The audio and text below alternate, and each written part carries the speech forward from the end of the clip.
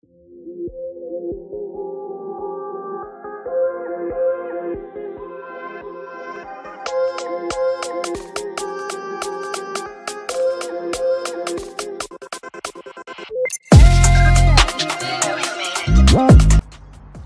guys, Patrick at Structure Lock.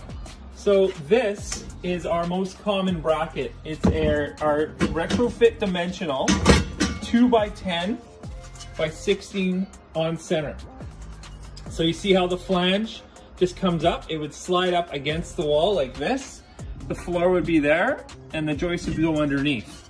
Now it takes 2 brackets to form an X. They come in boxes like this.